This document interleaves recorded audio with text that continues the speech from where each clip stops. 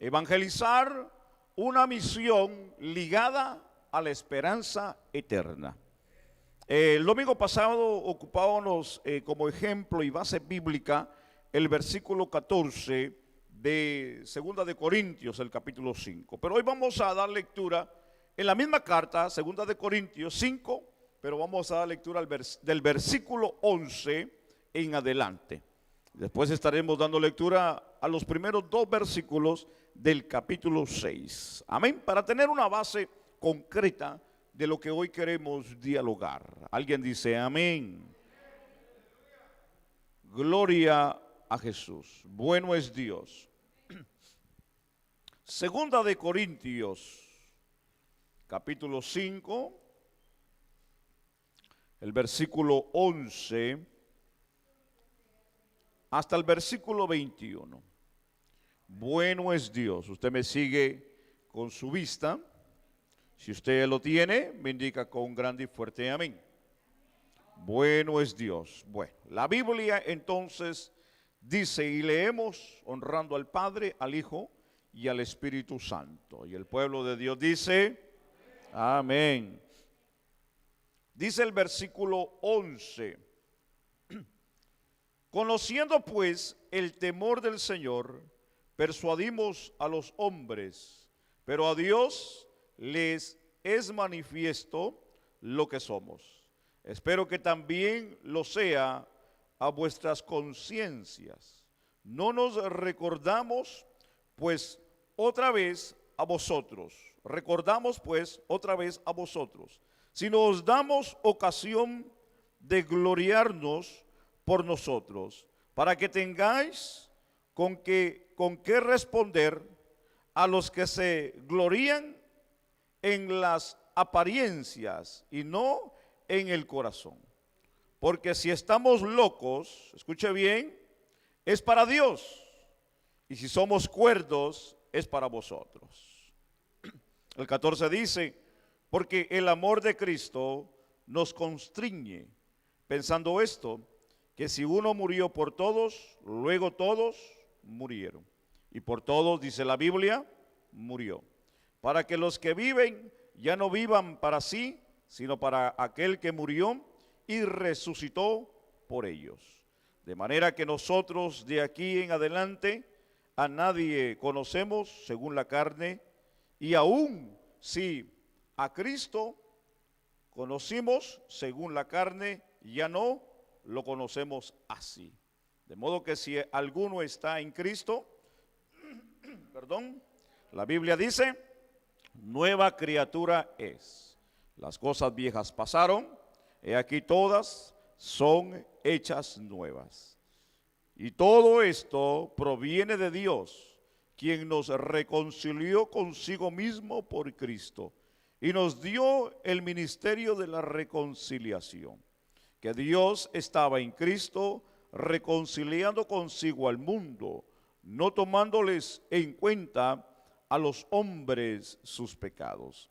Y nos encargó a nosotros la palabra de la reconciliación. Así que somos embajadores en nombre de Cristo, como si Dios rogase por medio de nosotros. Os rogamos en nombre de Cristo, reconciliaos con Dios.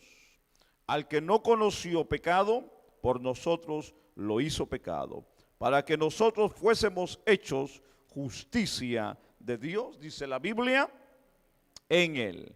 Leamos los primeros dos versículos del capítulo 6, por favor. Y dice, así pues nosotros, como colaboradores suyos, os exhortamos también a que no recibáis en vano la gracia de Dios. Porque dice, en tiempo aceptable te he oído, y en día de salvación te he socorrido. He aquí ahora el tiempo aceptable, he aquí ahora el día de salvación. Dios bendiga y añada bendición a su palabra. Padre, buen Dios, Dios de gracia, de amor y de misericordia. Señor, estamos agradecidos por tu grande amor y tu grande compasión. Bendice a tus hijos, a tu pueblo. Señor, ábranos el entendimiento. Espíritu Santo, ilumínanos para poder llevar a cabo Señor, lo que tú quieres que hagamos en esta mañana, en Cristo Jesús. Amén y amén. Tenga la amabilidad de tomar su lugar en esta preciosa mañana. Gloria a Jesús.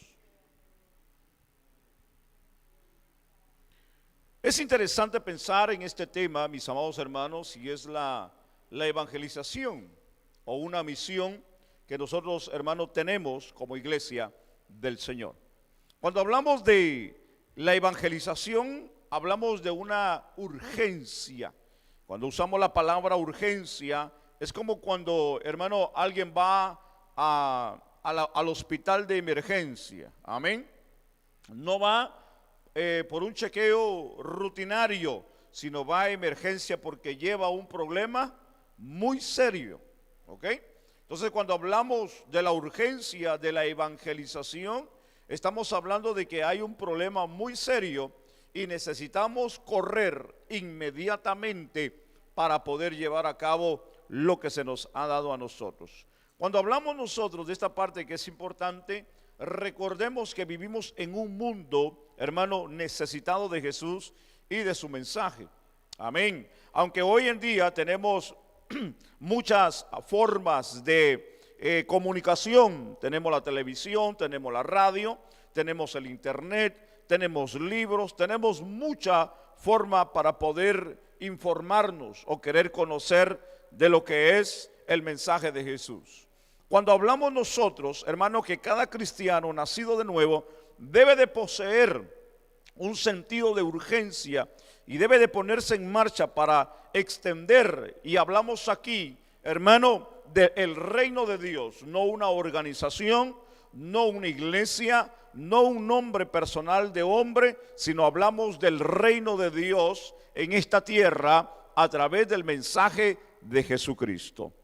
Cuando hablamos en esta oportunidad nos acercamos, hermano, al conocido texto paulino, donde estaremos hablando de esta urgencia tan interesante de lo que es la evangelización.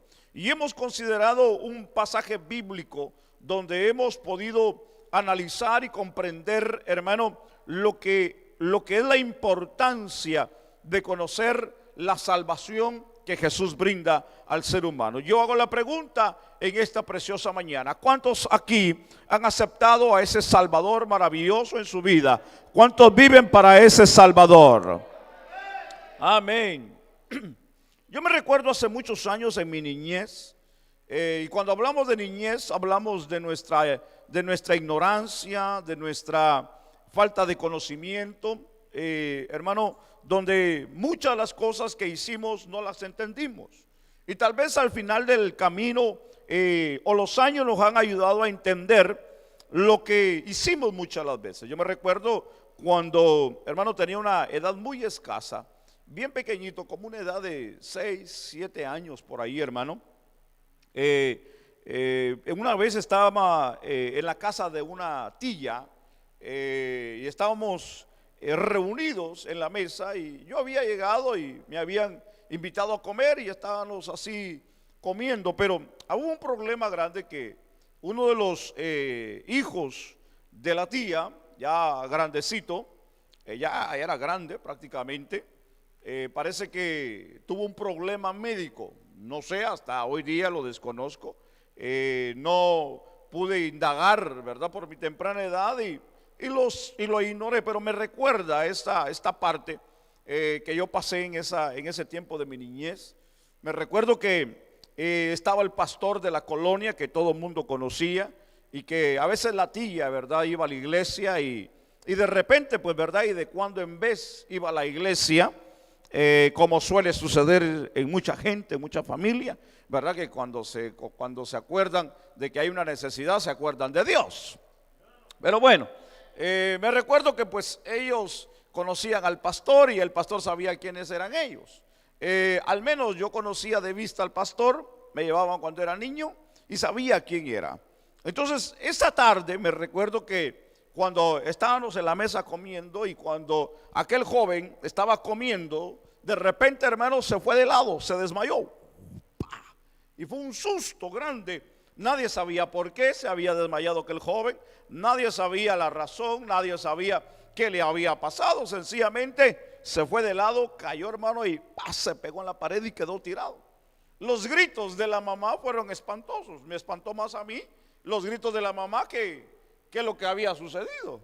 Entonces, era como si hubiera sido una sirena adentro, hermano, de patrulla. Y una de las cosas que yo pude entender en mi ignorancia fue los gritos de la tía que dijo: ve y corre y trae al pastor. Hermano, yo en mi ignorancia, hermano, yo parecía una gacela en esos entonces, hermano. Yo parecía una liebre corriendo. Hermano, yo no tenía problemas para correr. Usted me dice, corre de aquí a la esquina y tiene que ir la ambulancia detrás de mí, hermanos. Y me dice, ve por el pastor. Ni 3 veces, hermano, dijeron, salí, hermano, disparado como bala, hermano, a buscar al pastor. Y el pastor no estaba cerca, hermano, era una colonia muy grande.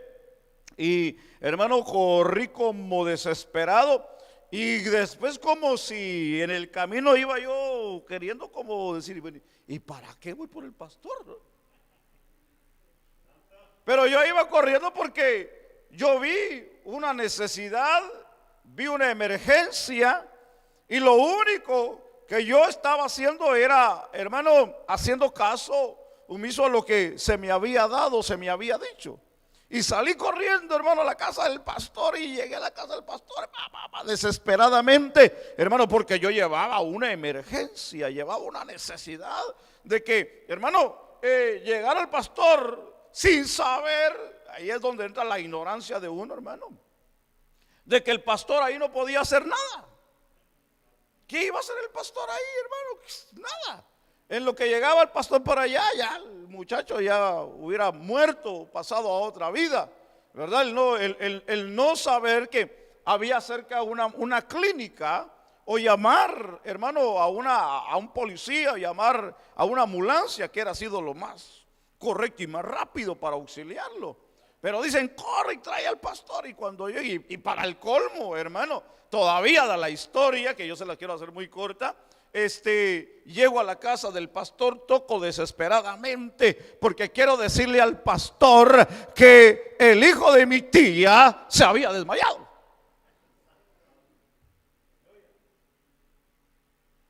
Entonces, cuando yo llegué y para el colmo de la situación, salió la esposa y me dice, ¿qué pasa, hijo? ¿Qué te sucede? Porque me vio, yo creo, hermano, desesperado. Y le digo, busco al pastor, está el pastor. Y me dice, ¿para qué lo quieres? Es que mi tía lo está llamando. ¿Y para qué lo está llamando? Es que su hijo se desmayó.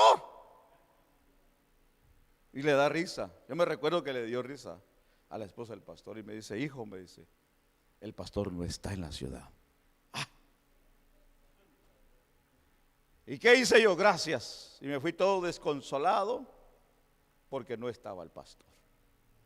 En otras palabras, era tanta mi urgencia que la respuesta fue negativa. Yo hoy quiero hablarle de una urgencia. Y la urgencia es de hablar del Evangelio de Jesús. Y quiero hablar de este tema. ¿Sabe por qué? Porque hay mucha gente hoy en día que ya el evangelio no es una urgencia. Ya mucha gente hoy en día el evangelio es como una forma o una parte sí de la vida, pero no tan importante como otras cosas que la tienen en su vida. Déjeme explicar un poquito más esta parte. Cuando nosotros hablamos, hermano, de lo que es la evangelización, y yo quiero hablar 5 puntos, si se me permite. Quiero ver hasta dónde puedo llegar en este punto, de estos 5 puntos que yo quiero dialogar con ustedes. Cuando hablamos de esta parte que es importante, como punto número 1, la evangelización es urgente por la responsabilidad que el temor de Dios nos infunde. Cuando hablamos aquí, hablamos de conocimiento, como dice el versículo 11, si usted tiene su Biblia abierta conmigo.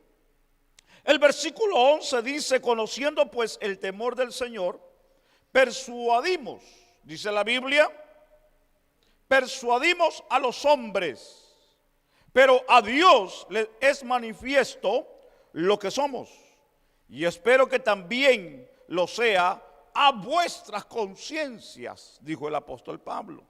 Entonces, cuando hablamos de la urgencia de la evangelización, hablemos de la responsabilidad que en el temor de Dios nos infunde. Quiere decir que si no existe el temor en la vida de nosotros, como hijos y como iglesia, de hablar del evangelio, entonces no hay una responsabilidad en la vida nuestra.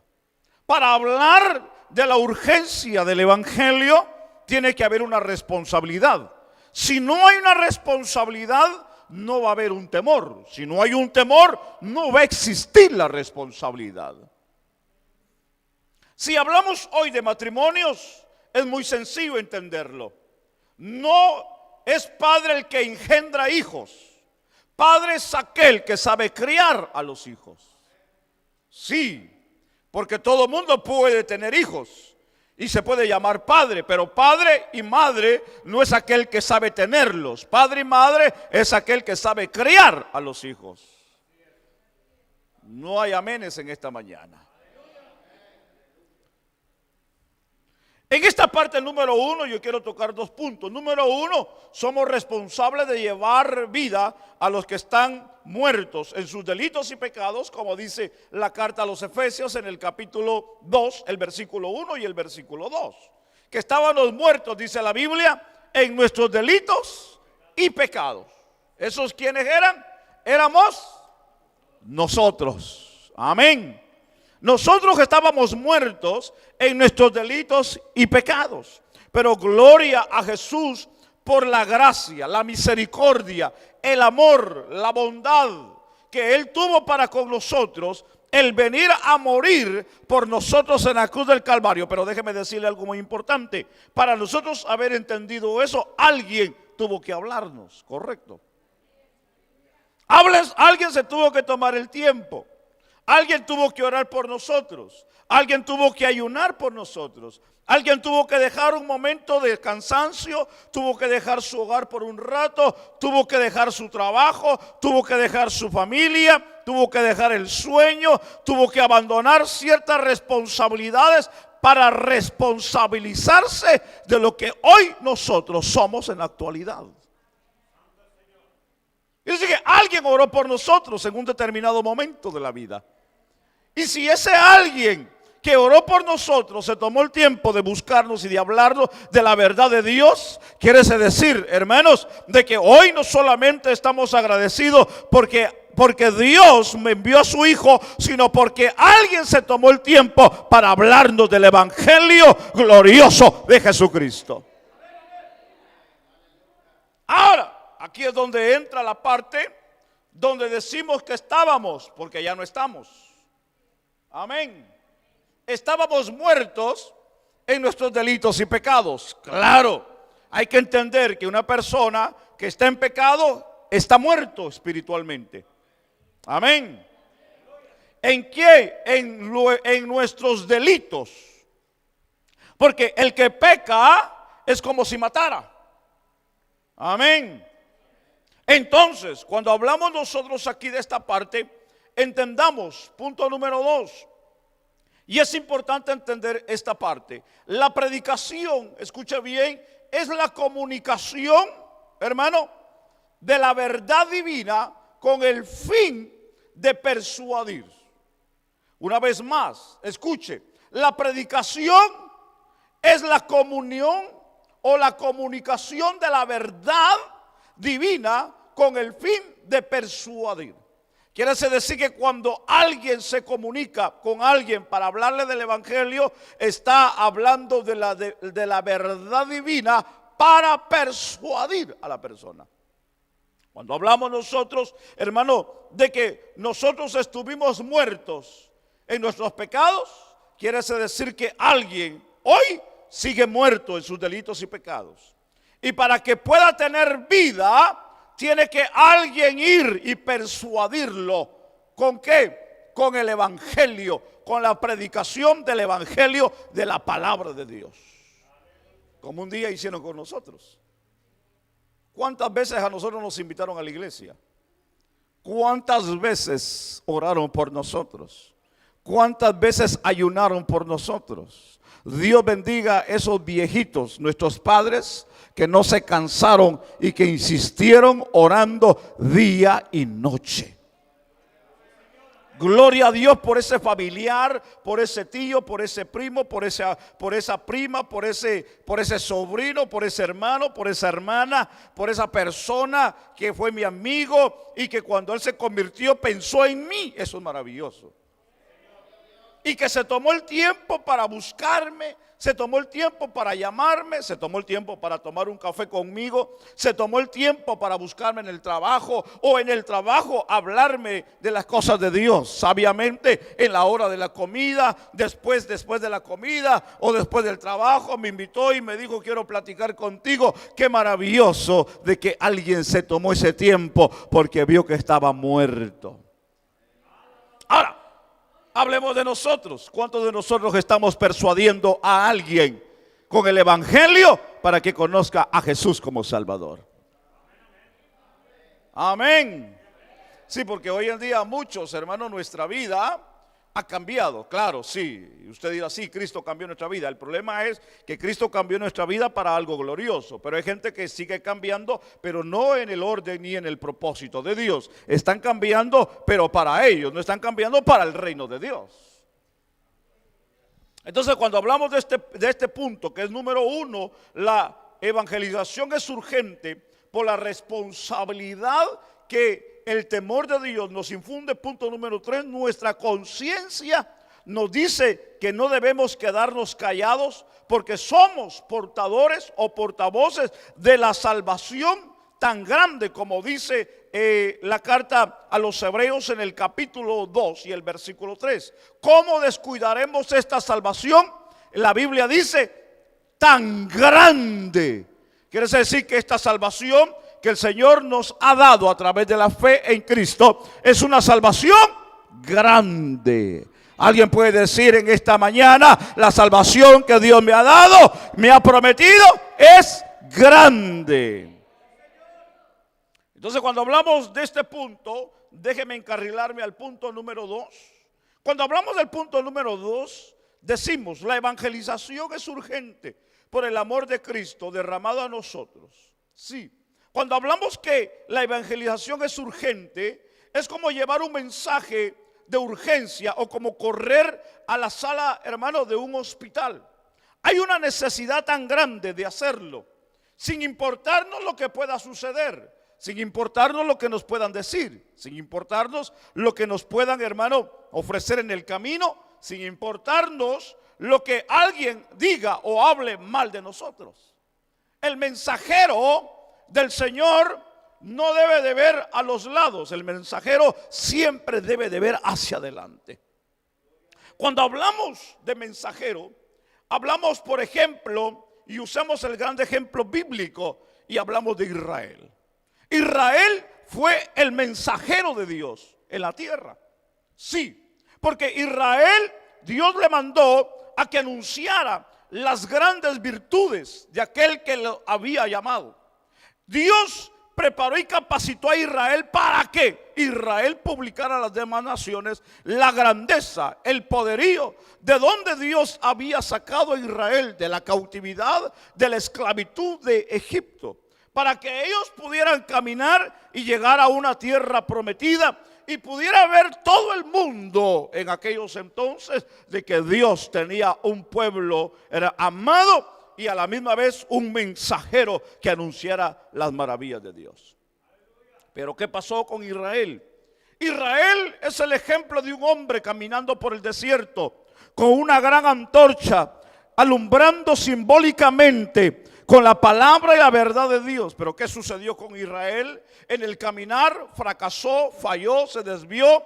Hermano, perdió su objetivo, perdió su espiritualidad, cambió al Dios verdadero con un Dios de madera, con un Dios de oro, con un Dios hecho por los hombres. Entonces, hablemos de una manera figuradamente o figurativamente de que Israel, como un hombre con antorcha en medio de la oscuridad, cae y cae con la antorcha. Entonces, para que la antorcha del evangelio, de la verdad de Dios, siguiera alumbrando, tuvo que venir alguien más grande que el hombre para poder, hermano, alumbrar, y ese es Jesucristo. Cristo tuvo que venir a la tierra y tuvo que venir a alumbrar a todo hombre, vino a alumbrar a toda nación. Jesús vino a tomar la antorcha y la levantó en la cruz del Calvario. Alabado el nombre de Jesús. Por eso que cuando nosotros vemos el punto bíblico de lo que es la ley que Dios le da a Moisés en el Sinaí, vemos que en el Calvario se estaba levantando la gracia de Dios a la vida de los hombres. La ley condena al hombre, pero la gracia da libertad al hombre. Todo aquel que cree en Jesucristo, la Biblia dice, será salvo. Por eso que hoy tenemos que entender esta parte maravillosa. Cristo vino, le quitó la antorcha de la verdad a Israel. Cristo la levantó en la cruz del Calvario. Pero cuando resucita, aleluya, se la da a un grupo de gente que aunque no tiene una nacionalidad permanente aquí en la tierra, aunque tal vez no son ricos monetariamente, aunque tal vez no tengan una gran educación, pero tienen una gran fe, y esa es la iglesia de Jesús. Él vino y le puso la antorcha en las manos y le dijo: ahora ustedes vayan y prediquen el evangelio a toda criatura. Gloria al nombre del Señor. Vayan y hagan discípulos a todas las naciones. Wow. Oiga, qué maravilloso es esto. Qué privilegio tan grande tiene la iglesia. Alguien dice amén. Entonces, la evangelización es urgente por el amor de Cristo derramada en nosotros. Quiere decir que el mandamiento que tenemos en el capítulo 28 de Mateo no es para el inconverso, no, es para la iglesia. De que vayamos y prediquemos el evangelio a todas las naciones. Amén. Y bautizándolos, como dice la Biblia, en el nombre del Padre, del Hijo y del Espíritu Santo. El Señor dijo: vayan y hagan discípulos a todas las naciones. Ese mandamiento que el Señor nos dejó hoy es el importante en esta preciosa mañana en nuestra enseñanza. Por eso que cuando hablamos de este punto, el versículo 14 nos dice: porque el amor de Cristo nos constriñe, pensando esto, que si uno murió por todos, dice la Biblia, luego todos murieron. Wow. Quiere decir que Cristo vino a morir y a rescatar, como dice la Biblia, lo que se había perdido. Pero entendamos este cuadro y usemos el ejemplo de Pedro. Aunque la Biblia no habla de los finales de los muchos apóstoles que el Señor tuvo, pero la historia nos ayuda a entender, y uno de ellos es Pedro. Cuando la historia dice que a Pedro lo encarcelaron más de una vez, pero la Biblia nos enseña que cuando lo encarcelaron una vez, el Señor mandó a sus ángeles para sacarlo. Porque la iglesia, dice la Biblia, el libro de los Hechos, oraba por él. Cuando, hermano, a Herodes le había gustado cuando habían matado, hermano, a Jacobo, hermano, dice la Biblia, y les había gustado. Entonces querían matar a Pedro, pero no sucede hasta después. La historia dice que a Pedro lo mataron, pero lo mataron, hermano, como al maestro crucificado. Pero cuando la historia dice que a Pedro lo iban a crucificar, él pidió como una última petición y dijo: si me van a colgar como mi maestro, la historia dice que él pidió que lo colgara con la cabeza para abajo, porque no era digno de morir como murió su Señor. Wow. Es interesante pensar que así como murió el maestro, así murieron también sus discípulos. Quiere decir que así como ha muerto nuestro maestro, así también los que siguen a Jesús, hermano, un día moriremos por la causa sencilla del evangelio de Jesucristo. Si morimos por causa del evangelio, somos bienaventurados, dice la palabra del Señor. Claro, en un determinado momento moriremos, pero si morimos por causa del evangelio, entonces nosotros seremos bienaventurados, mis amados hermanos. Alguien está aquí en esta preciosa mañana. Porque así como murió uno, así muchos van a morir. Muchos moriremos. Por eso que en el punto número 2, punto número 1 o inciso A, el temor a evangelizar se pierde cuando entendemos que el amor de Cristo ha sido derramada por el Espíritu Santo en la vida de cada uno de nosotros. Sí, porque muchas de las veces existe el temor. Oiga, qué tremendo es el temor en la vida de alguien. ¿Usted sabía que el temor en la vida de alguien no lo deja ser feliz? Sí, y cuando hablamos de temor hablamos de la vida secular, de la vida normal, de la vida diaria. Una persona que vive en temor no puede prosperar en su trabajo. Una persona con temor no puede prosperar en el matrimonio. Una persona con temor no puede prosperar, no puede estudiar libremente, no puede tener una carrera libremente porque tiene el temor. ¿El temor de qué? El temor de que vaya a fallar, el temor que no lo puedan recibir, el temor de que pueda cometer muchos errores, el temor de que el que dirán. Entonces, el temor agobia a la persona. El temor no lo deja ser exitoso en la vida. El temor no lo deja creer. ¿Sabía usted eso? Que el temor en la vida de un creyente, en la vida espiritual, no lo deja avanzar en la vida con Dios. El temor no lo deja orar. El temor no lo deja leer la Biblia. El temor no lo deja socializarse dentro de la casa de Dios. Usted sabía que hay un problema dentro de nosotros como iglesia, como cristianos, de que hay gente que les cuesta socializarse dentro de la iglesia. Aunque yo le voy a decir algo muy importante.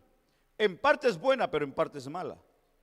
Sí, porque cuando alguien no se socializa mucho, hermano, está ayudando, hermano, a que no se propague el chisme dentro del grupo.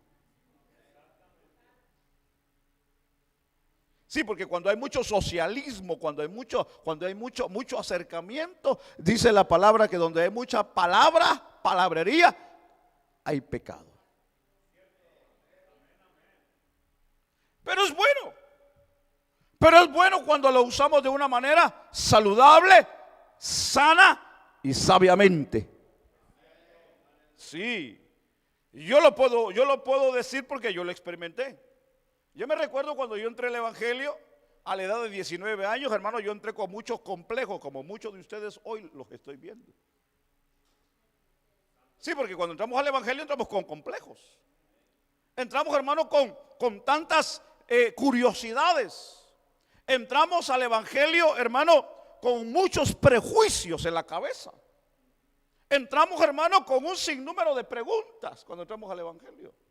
Cuando entramos a un lugar nuevo, hermano, nos cuestionamos y preguntamos y queremos ver y miramos para todos lados a ver si hay algo que no me parece bien. Es normal, es común, sucede en cualquier lado que vayamos. Incluso aún cuando nos cambiamos de vivienda, cuando nos cambiamos de casa, nos impacta el edificio, nos impacta la casa, nos impacta el jardín. Pero cuando ya estamos adentro vemos un sinnúmero de cosas. Es normal el preguntarnos, pero ¿sabe cuál es el problema en eso? Es no saber preguntar desde el principio cómo las cosas están caminando. Es como cuando uno compra una casa. Lo primero que uno tiene que preguntar, hermano, es al de bienes y raíces o al que está vendiendo la casa, hacerle las 1000 preguntas que hay, porque cuando ya está dentro viviendo es muy tarde para preguntar. Amén. Entonces, mucha gente venimos con preguntas, con prejuicios al evangelio, hermano, y nos preguntamos. Yo fui uno de ellos. Yo fui una persona que no socializaba dentro de la iglesia porque tenía muchos prejuicios. ¿Sabe cuáles eran mis prejuicios? Que yo sabía y creía, porque lo había experimentado antes de tener a Cristo como Salvador, es que todos los cristianos, a mi parecer, eran mentirosos. Mas sin embargo, yo entré al evangelio. Pero gloria a Dios, aquellos que un día me predicaron, insistieron, y Dios los bendiga si todavía están vivos. Pero no fue por ellos que yo entré al evangelio. Eso es lo más tremendo. Porque para yo haber entrado al evangelio, haber pisado una iglesia, desde que fui adolescente, hermano, y me perdí en el mundo. Y cuando yo llegué al evangelio, llegué a 19 años. Y para yo haber llegado y tocado, hermano, una iglesia, el Señor se me tuvo que presentar y aparecer a mí personalmente, para yo llegar al evangelio. A mí me predicaron muchas veces. Entonces yo llegué con muchos prejuicios. Yo llegué con muchas dudas. Yo no le tenía confianza a nadie. Cuando yo entraba a la iglesia, hermano, yo lo que hacía era que entraba y me venía a orar. Esa era mi costumbre. Yo me ponía a orar, me levantaba, escuchaba el mensaje, y cuando el pastor decía, vamos a hacer la oración de despedida, como muchos, hermano, ¡fum!, yo me iba. Porque no quería socializarme con nadie. Porque yo dudaba de todo mundo, hermano. Hasta de mi sombra dudaba yo.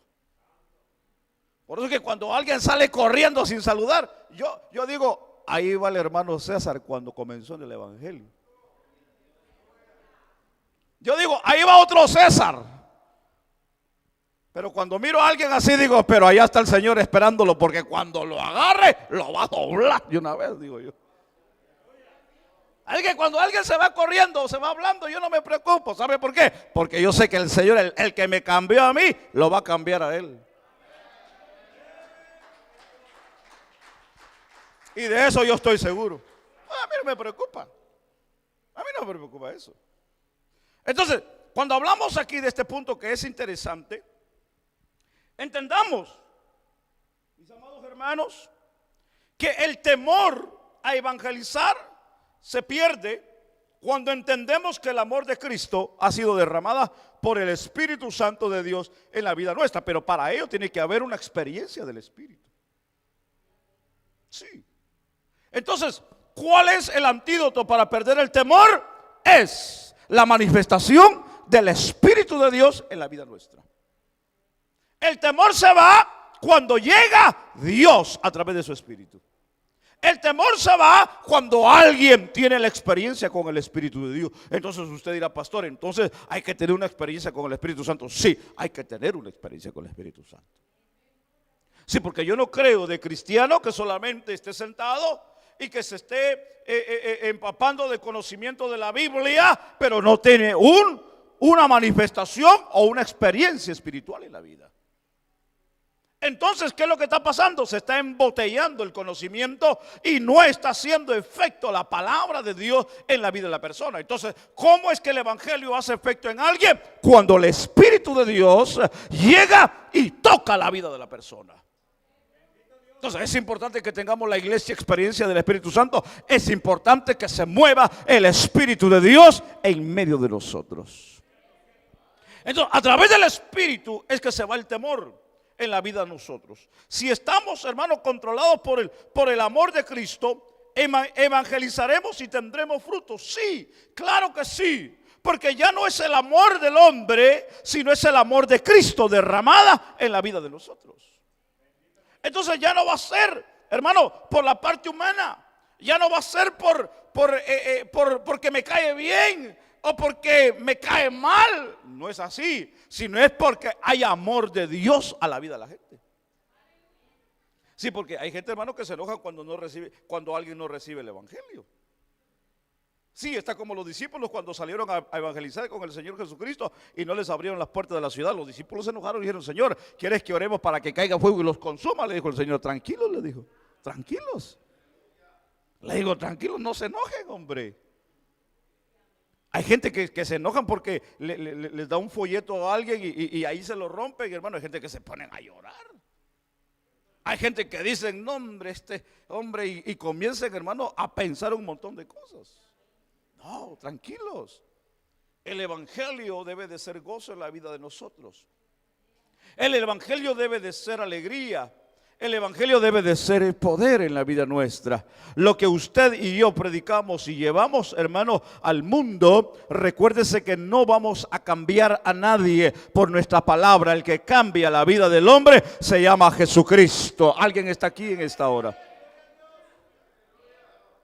Sí, porque nosotros hemos tenido experiencias, hermanos, de oraciones de familias, de mujeres y de hombres que se han cansado de orar por el hombre, por el esposo. Dicen, ya no aguanto este hombre, nunca cambia. He orado días, años y no veo ningún fruto, ningún resultado. Tranquila, va a llegar el momento donde Dios va a cambiar a la persona. De igual manera, hay hermanos que dicen, ya no aguanto esta mujer, hombre, ya quisiera que el Señor se la llevara. Hay hombres que dicen, Señor, ¿te la llevas o te la mando?, le dicen.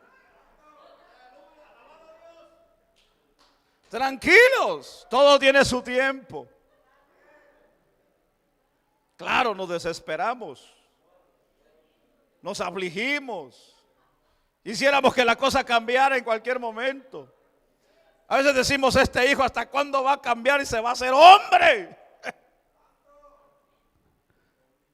Hermano, son cosas que a veces como humanos nos pasan. Y a veces quisiéramos cambiar al mundo y no se puede. Por eso que la gente no nos entiende a nosotros. Porque nos dicen muchas las veces, o le dicen a nuestra familia, o cuando nos miran, ¿qué te dieron ahí? Porque te ves tan cambiado, ¿por qué estás todo el tiempo ahí? Y le dicen a uno, te lavaron el coco, le dicen, ¿verdad? Cuando le digan a usted eso, dígale, no solo el coco, me lavaron el cuerpo, me lavaron el alma, me lavaron el espíritu. Aleluya. Me cambiaron desde la cabeza hasta la planta de los pies.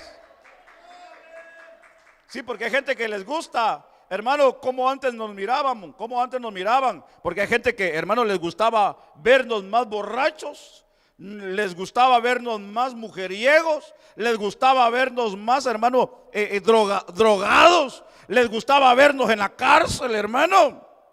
Ahora cuando nos miran sanos, cambiados, con una Biblia, con corbata, aleluya, las hermanas bien cambiadas, bien arregladitas, que vienen para la iglesia, hermano, se enoja la gente.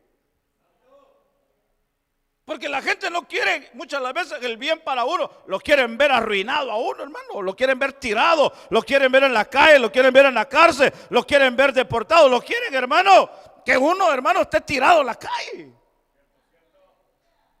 Pero gloria a Dios, porque Cristo cambia. El hombre no puede cambiar, pero Cristo sí puede cambiar la vida del hombre. Por eso que hoy tenemos que estar hoy alegres. Hoy es motivo de darle gloria a Dios, porque Cristo cambia la vida del hombre. Amén. Tranquilo, el fruto va a llegar. Sí, el fruto va a llegar cuando nosotros comencemos a tirar el temor y comencemos a llenarnos del amor de Cristo para poder, hermano, evangelizar y dar las buenas nuevas de salvación. El fruto va a llegar. Pero no dejemos pasar por esta parte importante, que el evangelio no solamente se da verbalmente, también se da a través del testimonio. No quiero brincar sin antes mencionar esto. Muchas las veces el amigo, el familiar, el vecino sabe por qué no quiere aceptar el evangelio, o por qué no quiere atender al llamado, o no quiere atender a lo que es la invitación, porque conoce algo de nuestra vida. Lastimosamente, tristemente, angustiosamente, hermano, es triste decirlo, pero es la realidad de la vida. Muchas de las veces queremos hacer la obra de Dios, pero no nos damos cuenta que hay cosas que cambiar primero en la vida nuestra. Sí, porque para hablar de la gloria y del poder y del cambio que Dios hace en la vida del hombre, tenemos que primero, que Dios cambie nuestra vida primero. Dios tiene que cambiar nuestra vida primero. Sí, no podemos nosotros decirle al mundo que Cristo cambia cuando nosotros todavía seguimos siendo unos refinos mentirosos, unos refinos tranzas, unos refinos ladrones, unos refinos todavía tomadores, unos que todavía maldecimos, hermanos, que nos conocen en el barrio como la persona más, dicen por ahí, no es chismoso, pastor, es comunicativo, le dicen.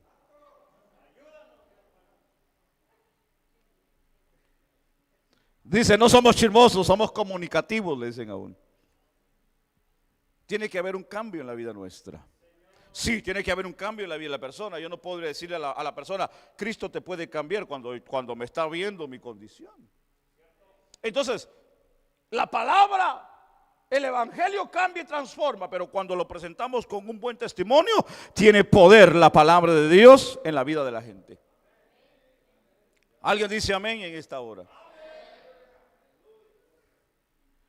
La vergüenza a evangelizar por no hacer el ridículo se pierde cuando pensamos que nuestro amado Cristo murió por nosotros y por los que oirán el evangelio.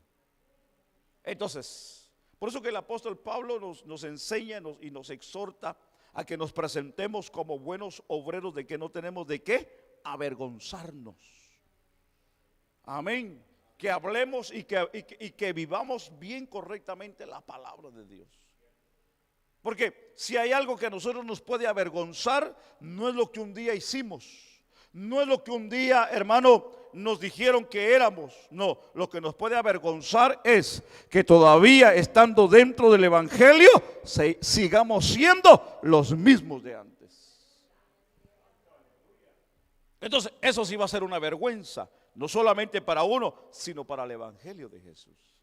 Entonces entendamos rápidamente: la negligencia de llevar el mensaje se pierde cuando entendemos que nosotros le amamos a Él. Porque Él, dice la Biblia, primera de Juan, capítulo 4 y versículo 19, porque Él nos amó primero a nosotros. Entonces, cuando entendemos que el amor de Dios ha superado el entendimiento y nos ha amado a nosotros primero, entonces responderemos al amor de Cristo en la vida nuestra. Sí, ¿sabe por qué? Porque nosotros no le buscamos. No, Cristo nos buscó a nosotros. Porque alguien que diga aquí: no, es que yo busqué a Dios en mi necesidad, Dios busqué a Dios en mi dolor, en mi enfermedad. Y claro, en el momento de dolor y el momento de necesidad nos acordamos de Dios, pero no le buscamos. No, Él nos buscó a nosotros y tuvo que poner aquella circunstancia para que nos acordáramos de Dios. ¿Cuál fue esa circunstancia? ¿Cuál fue esa situación? El que nos acordamos de Dios. Gloria a Dios por los que han nacido en el evangelio y no se han apartado. Pero ¿qué hay de aquellos que un día nosotros estábamos perdidos? ¿Y cómo llegamos al evangelio? Gloria a Dios por aquellos que llegaron al evangelio con dinero, que llegaron con trabajo, que llegaron con casa, que llegaron con carro, que llegaron con profesión, que llegaron con familia, que llegaron saludables. Gloria a Dios por los que llegaron saludables y con todo. Pero ¿qué hay de aquellos que llegamos tirados, abandonados, golpeados, enfermos, sin dinero, con una bolsita, hermano, y algunos sin nada llegamos al evangelio? ¿Qué hay de ellos? Entonces entendamos: el amor de Dios se ha revelado a nosotros, y entendamos como dice el versículo: porque Él nos amó primero. Cuando hablamos del punto número 3, la evangelización es urgente también por el poder de nuestro testimonio personal. De modo que si alguno, dice la Biblia el versículo 17, de modo que si alguno está en Cristo, dice la Biblia, nueva criatura es. ¿Cuántas nuevas criaturas hay en este día? La Biblia dice: las cosas viejas que pasaron. La Biblia dice: he aquí todas. Y cuando la Biblia dice todas, son todas. Amén. Son hechas nuevas. Amén. Quiere decir que cuando alguien tiene la experiencia con Jesús, hermano, cambia. Tiene que haber un cambio en la vida de la persona. No puede seguir siendo la misma. Claro, entendamos, hay procesos en la vida de las personas. Sí, dijo alguien el otro día aquí al frente, dijo: es difícil. Sí, es difícil. Él mismo dijo: porque estamos acostumbrados a una vida por años, que no es fácil soltarla en el mismo momento. Y sí se entiende, porque cuando alguien tiene 20, 30, 40, 50 años viviendo la misma vida, y que alguien venga y le diga a uno: hay una nueva vida y Cristo te da una mejor vida para que tú puedas cambiar. La persona lo acepta en el momento por la necesidad, por la angustia, por el dolor que está pasando. Pero cuando se enfrenta a la realidad del evangelio y ve el cuadro de cómo vivir y cómo servir a Dios, dice: no, esto no es para mí. Esto no es para mí. Porque dicen: no, ya no puedo bailar, ya no puedo tomar, ya no puedo ir aquí, ya no puedo ir allá, ya no puedo ir con el compadre, con la comadre, ya no puedo ir a hacer esto, ya no puedo gritar uy, uy, uy, ay, ay, ay. Entonces dicen: no, esto no es mi vida. Yo estoy acostumbrado a una vida y es normal. Es normal.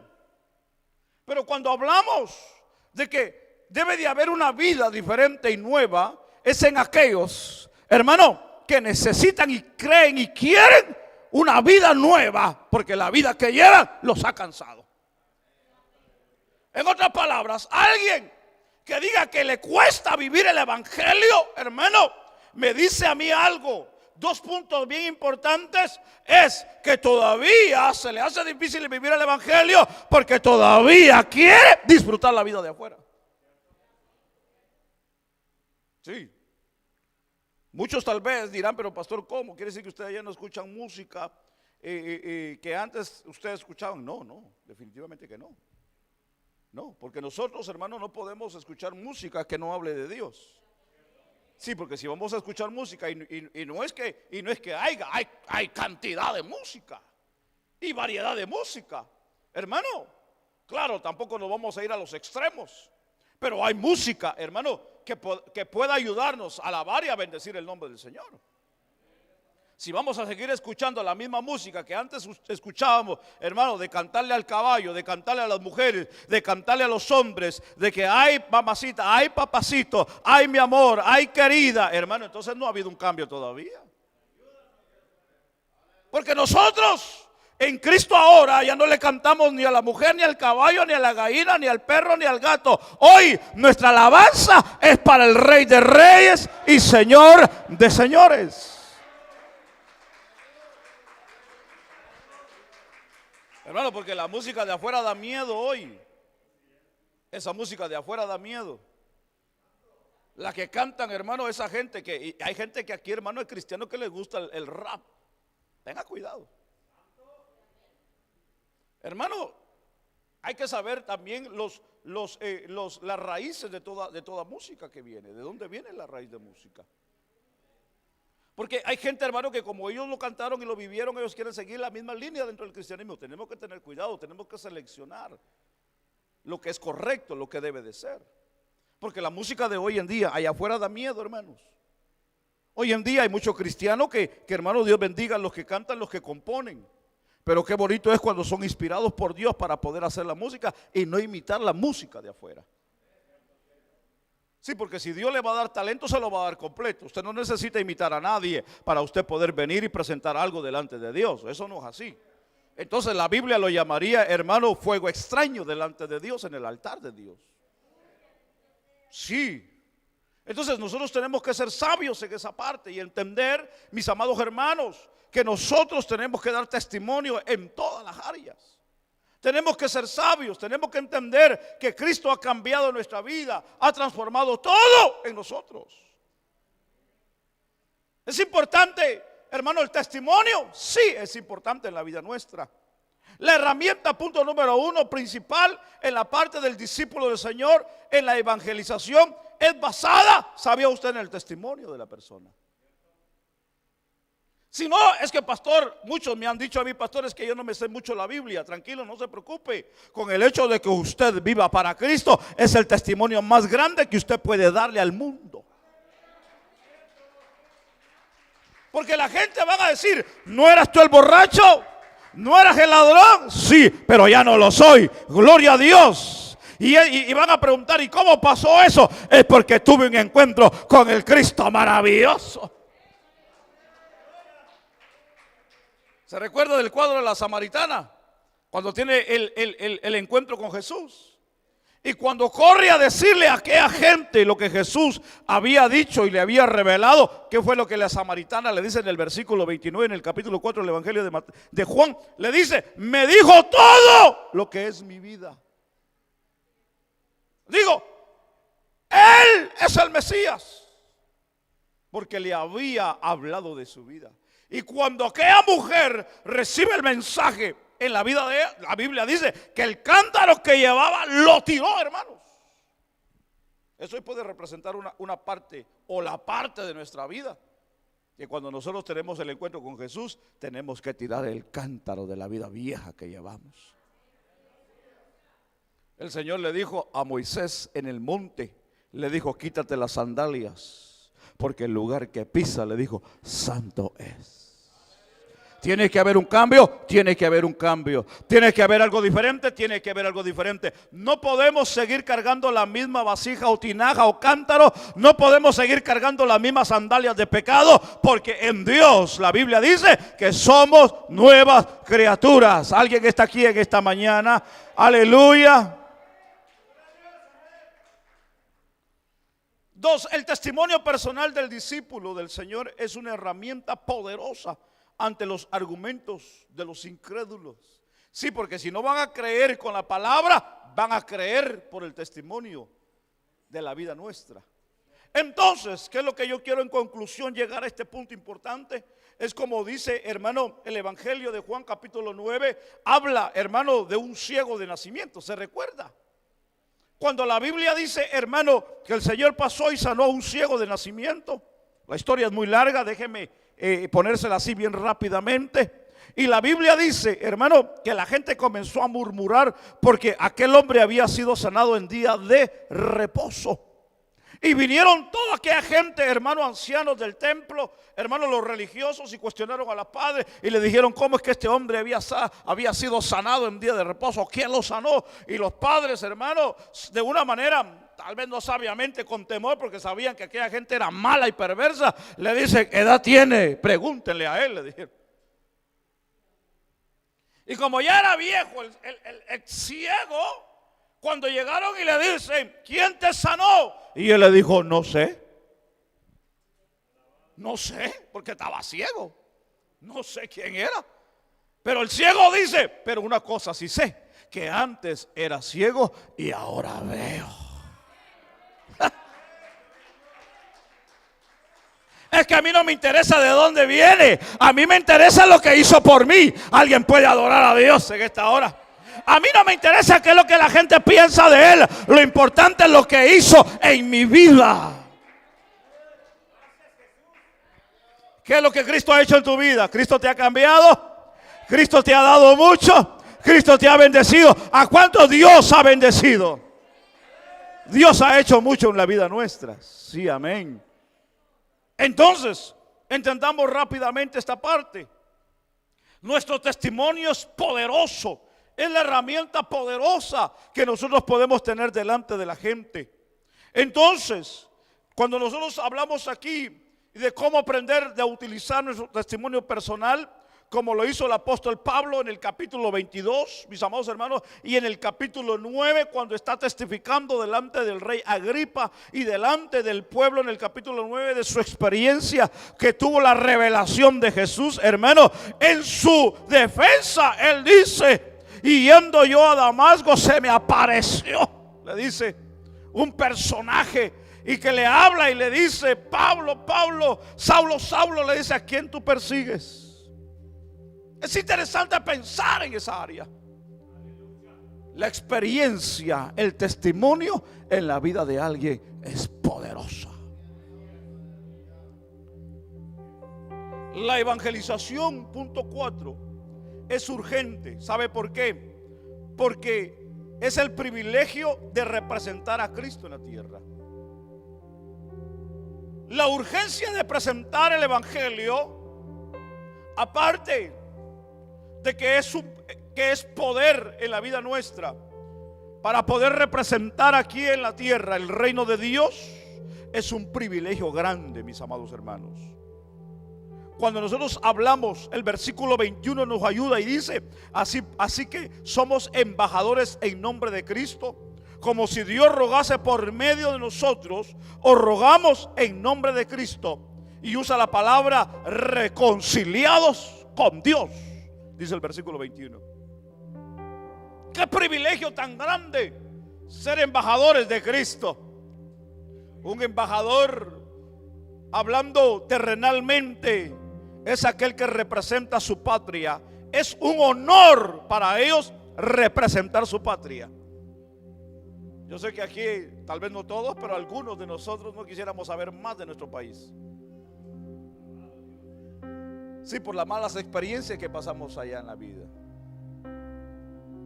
Tal vez no quisiéramos ni recordar nuestro país y nuestro pasado. Claro, yo sé que aquí hay muchos patriotas, entendemos. que cuando llega el momento de independencia nos ponemos las camisas de nuestro país, más cuando va a jugar nuestro equipo. ¡Ja! ¿Qué no nos ponemos o qué no nos quitamos para ponernos? Hay unos que son hasta capaces de pintar la casa del color de su país. En sus carros cargan la bandera de su país. En sus playeras cargan el escudo de su país. Porque somos patriotas de hueso colorado. Y aunque en nuestro país sufrimos, todavía lo seguimos llevando en el corazón, porque ahí fue donde Dios nos dio vida y fue el país que nos dio nacer. Pero yo le tengo buenas nuevas a ustedes en este día. Así como usted ama su país, así debe de amar el reino de los cielos. Porque así como Dios le dio el privilegio de nacer en su país, Dios le dio también el privilegio de nacer en el reino de Dios.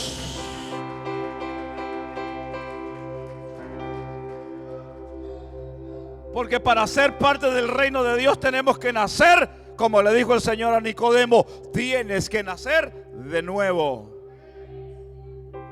Y si hemos nacido de nuevo en este reino, entonces somos ciudadanos del reino celestial. En otras palabras, aquí en la tierra somos embajadores del reino celestial. ¿Cuántos embajadores hay aquí del reino celestial en esta hora?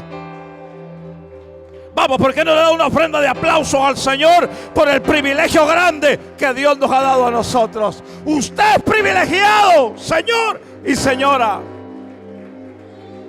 ¡Wow! Es que cuando usted camina por la tienda, cuando usted camina en su trabajo, cuando usted anda por la calle, cuando usted va en su vehículo, cuando está en el trabajo, usted es un embajador del reino de Dios. Usted va llevando el evangelio, el reino de Dios. Aleluya. Cuando alguien anda haciendo su mandado, su oficio, su trabajo, Dios del cielo dice: ahí va un embajador de mi reino. Wow, qué confianza de Dios a la vida nuestra. ¿No se goza por la confianza que Dios le tiene de usted ser embajador del reino de Dios aquí en la tierra? Sí, porque no es cualquier cosa que usted sea embajador de Dios aquí en la tierra. Es que ser embajador no es cualquier cosa. Ser embajador, hermano, hay responsabilidades, sí, pero hay privilegios de ser embajador. Sí, porque el embajador, hermano, donde camina es como si fuera todo el país ahí con él. Por eso que cuando Jesús apareció, el mensaje de Juan el Bautista fue: he aquí el reino de Dios en vosotros. Aunque el reino de Dios, hablando el cielo donde Dios habita, no está aquí físicamente, pero donde hay un hijo de Dios, se hace presente el reino de Dios. Y hablamos espiritualmente, porque donde hay un hijo de Dios, está representando un reino no humano, sino celestial. Y ese es el reino más poderoso que puede existir en todo el universo. Alguien puede adorar a el Rey de Reyes y Señor de Señores. ¿Cuántos son parte de ese reino? ¿Cuántos embajadores hay de ese reino celestial? Vamos, póngase sobre sus pies y dele gloria a ese Dios maravilloso. Amén.